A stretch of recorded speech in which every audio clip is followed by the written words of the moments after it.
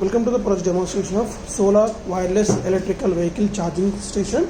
So in this system mainly we are transmitting the power between the transmitter to receiving coil through wireless technology. So this is a transmitter coil and the receiver coil is attached to the electrical vehicle.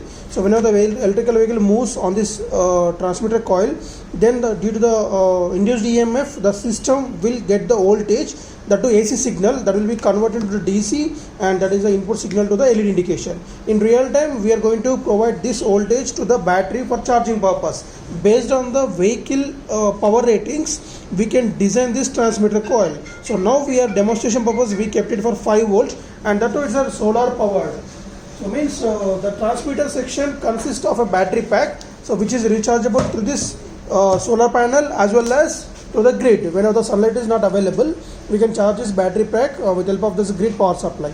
So if you want to charge a battery using the grid, 230 volts AC input to this system, then this light will be indicated as a battery is charging, and whenever the sunlight is available, we can connect the both parallelly at a time, so that the battery will charge in less time of duration. So now you can see the light indication from these charging circuits. So the both charging circuits are used to convert the AC to DC. As we can see this, when we are providing a 230 volts AC input to this transformer, the system will step down the 230 volts AC to 12 volts of AC, and that AC will be converted into the pulsating DC with the help of these 4 diodes, and the pulsating DC will be converted into the pure DC with the help of this capacitor. Then you will get the pure DC, and that is through these 2 diodes which will act as a unidirectional current flow diodes, so which are block the current flow from the battery to the transformer whenever this become the high potential, means whenever the battery become the fully charged.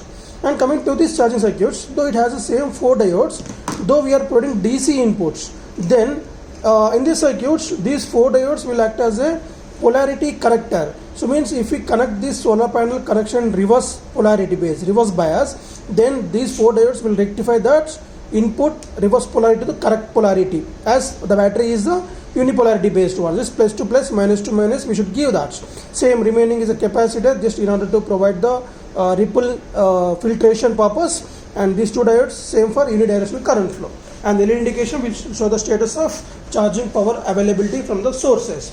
And that coming to the charging time, either from the transformer or solar panel, the system will get fully charged in a duration of 4 to 5 hours. If we place the sunlight, full sunlight from the solar panel, then it will get full 4 to 5 hours, and from the transformer also same 4 to 5 hours. If we provide the same input, then in 1.5 hour itself it will get fully charged, as we are getting more power parallelly to this battery pack. So when we switch on this, means coming to the battery rating, 12 volt 1 amp battery pack we are using, and 12 volt 1 amp transformer we are using, 12 volt 3 watts of solar panel we are using to provide the charging voltage for this battery pack. So these 3 batteries in series, so we will get 12 volt 1 amp, as one battery is 4 volt 1 amp. So when we switch on this, this 12 volts DC is input to the circuits, which is used to convert the DC 12 volts to AC 12 volts, and then the AC signal will be transmitted to this coil. Then the EMF will be generated around this coil. So when we place this secondary receiving coil, then the induced EMF will be generated in this coil, then the signal will be given as input to this LEDs. You can see the power from this LED indication just on the power supply. So whenever the vehicle will be moves on this coil, then we can see the light indication, and now input to this secondary coil, and there is no indication, right? So it's around 5 to 6 centimeters of distance it will transmit. The main advantage with the help of this power transmission, wireless power transmission, is no need to get on from the car. As usually when we are refueling the fuel like petrol or diesel, then we need to get down from the car and fuel that, so which is not safe always.